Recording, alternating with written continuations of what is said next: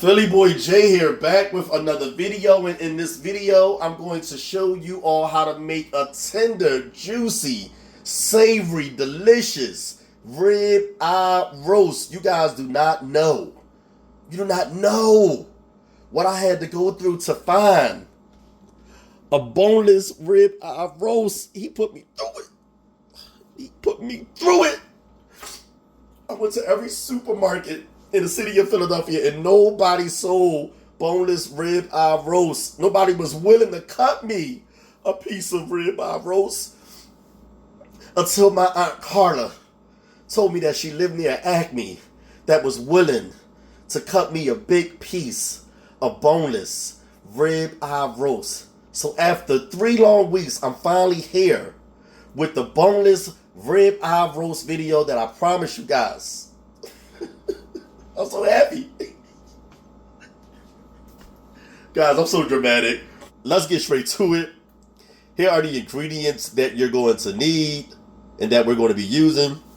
You're going to need a big piece of boneless rib eye roast. You can use bone-in rib eye roast. My Aunt Carla went to the store and said that people was giving her a bunch of trouble about which one she should get. They was telling her that bone-in rib eye roast is more flavorful and it's more moist and juicy, which is true, but it's not that much more flavorful. It's not going to make that much of a difference. But if you want to use a bone-in rib eye roast, be my guest. You're going to need beef broth and water. This is a combination of beef broth and water. Try to find a low sodium beef broth, okay? You'll need a bunch of seasonings. For these seasonings, visit my website, PhillyJCooking.com. You're going to need some onions. These are chopped yellow onions. You're going to need some flour. This is all-purpose flour. And I'm going to be adding to this ribeye roast a marinade. It's sort of like a marinade. And these are the marinade ingredients here. This is better than bouillon beef base. This is a combination of soy sauce and Worcestershire. I just say W sauce because I cannot pronounce Worcestershire sauce. Like, how do you even say it? Is it Worcestershire or Worcestershire? After all these years, I still cannot pronounce it the right way. But yes, this is a combination of soy sauce and W sauce, okay? This is extra virgin olive oil, and this is butter. I like to add butter. If you want that healthy type time, then you can omit it. You don't have to use butter. It's really not necessary because steak is already kind of greasy, in my opinion. But I just think butter make everything taste better. So that's what I'm going to be using. That's unsalted butter, by the way. Let's get to it. All right, y'all. So what we're going to do first is we're going to add this big piece of boneless rib eye to the roasting pan. Make sure you're using a roasting pan that has a lid because we have to cover this big bad boy so we get nice and tender. If you're using a baking pan, make sure you have aluminum foil on hand, okay? Did I say foil? Foil. Y'all always get on me about my Philly accent. I don't even know if that's a Philly accent. I just talk funny. Now, what makes a rib eye the perfect cut of steak is because rib eye is one of the more tender cuts of steak, and it has a big piece of fat on the back. I'm going to place this fat side down, and that fat contributes to the moisture and flavor. So yeah, make sure you're using rib eye, not round this and all those other cuts. Rib eye is the way to go. What we're going to do first is we're going to poke a bunch of holes into this big piece of boneless rib eye roast so that all the seasonings can seep down to the core of this big piece of meat. And we're going to let it marinate for 24 hours. Okay? All right, so now we're going to create the marinade. What we're going to do first is add the beef base to the seasonings.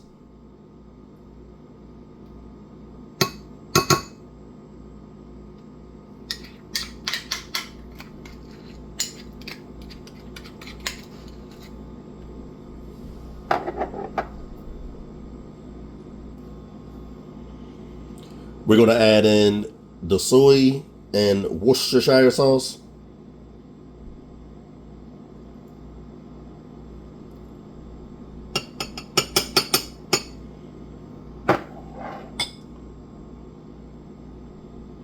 The olive oil.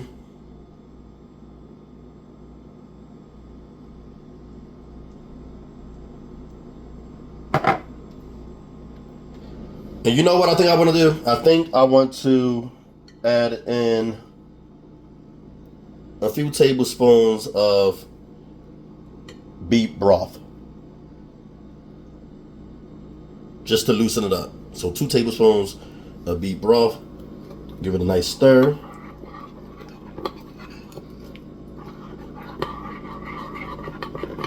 And there you have it. That's our marinade. I think I'm going to add 2 more tablespoons of broth.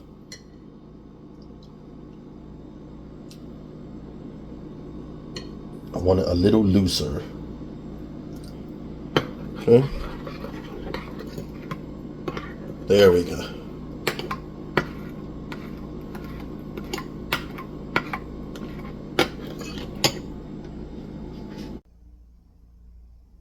All right, so then what we're going to do is we're going to brush the rib eye with this marinade.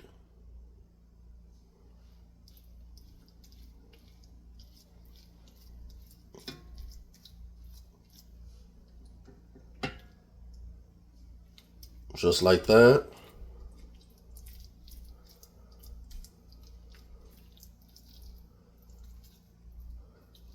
Make sure all parts are fully coated with the marinade.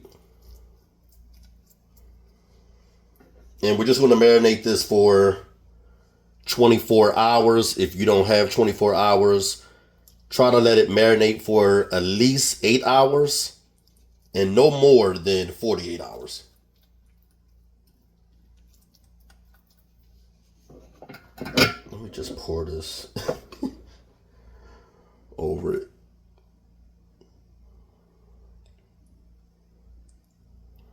It smells good.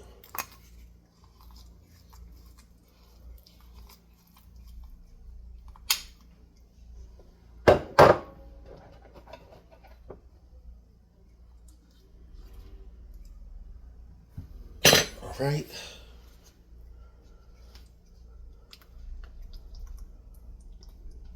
Okay, it's time to marinate and let all the seasonings and everything seep down into those holes that we created so that it gets to the core of the roast.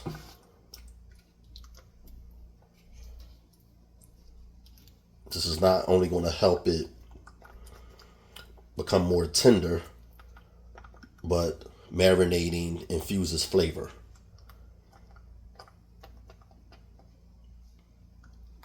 And with a big piece of meat like this, you definitely want to marinate it.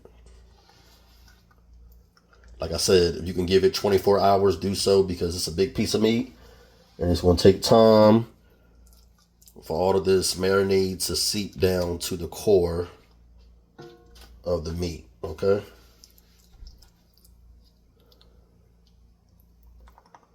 But yeah, you got to marinate big pieces of meat like this to infuse flavor, so that every bite is full of deliciousness. You can taste the seasonings and the condiments and all the flavors in every bite. That's what you want. All right, so what I'm going to do is place this in the refrigerator. I'm going to cover it, and I'm going to let it marinate and sit in the refrigerator for 24 hours. I'll see you guys in 24 hours. You will see me on this video in a few seconds. All right, guys, so I'm back. As you can see, the rib eye roast is well seasoned. Look at that. Look at that. You can tell that bad boy is seasoned to a T. But that's what you got to do. You got to marinate big pieces of meat to optimize flavor, okay? So what we're going to do now is we're going to preheat our oven to 325 degrees. Let me do that now. And while the oven is preheating, what we're going to do is we're going to create a slurry, which is going to turn into a gravy. Okay. All right. So here is our broth and water. This is a combination of beef broth and water. What we're going to do is we're going to add the flour to this broth and water. And we're going to stir it in until it's nice and smooth. It don't have to be completely smooth, but you want it to be as smooth as possible. So stir the flour in really well. Like that there.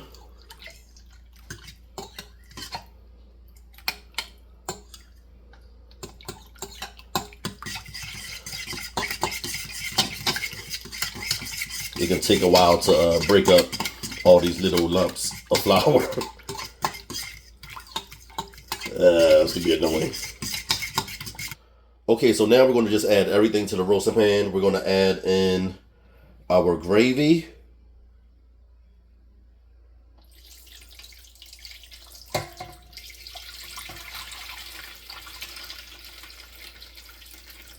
Shake it a little bit to get all that flour out of there. Like that.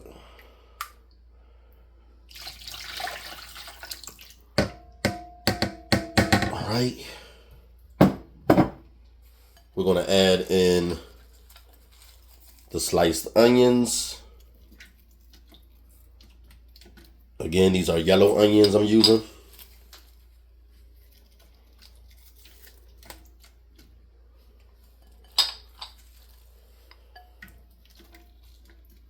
And this is steak here, so I'm using a lot of onions. By the way, you don't just have to use onions. You can use carrots. You can add carrots to the roasting pan. You can add celery, green peppers, potatoes. Those are the common vegetables that people add to their ribeye roast. Okay, so even mushrooms. I like to use mushrooms sometimes too. And last but not least, what we're going to do is add some butter to the top.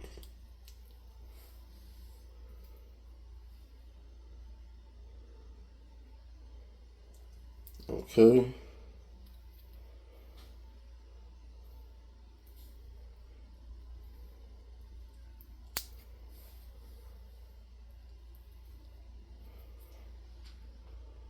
So we're going to cover this with this lid, place it in the oven, and then once it's almost done, I'll get back with you guys. See you in the few. All right, y'all, so the rib eye roast is done. It is done, it is done, it is done. It looks super delicious. It's tender, it smells amazing. And what I did while it cooked was baste it with the juices and gravy. Just like this. The gravy has thickened. Oh my gosh, this looks so good. You guys are going to love this recipe. Again, for the full recipe, visit PhillyJCooking.com.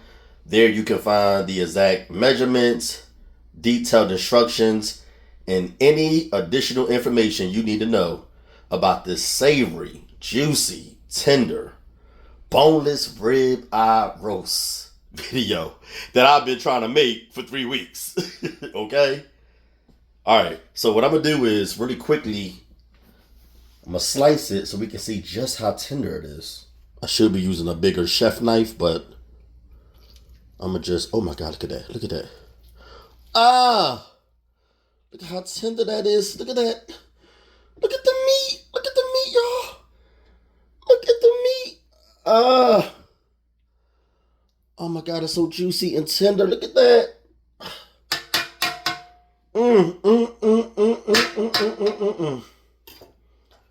Look at that. Look at how tender it is. Tender and juicy. Look at the gravy. That dark, savory, finger-licking gravy.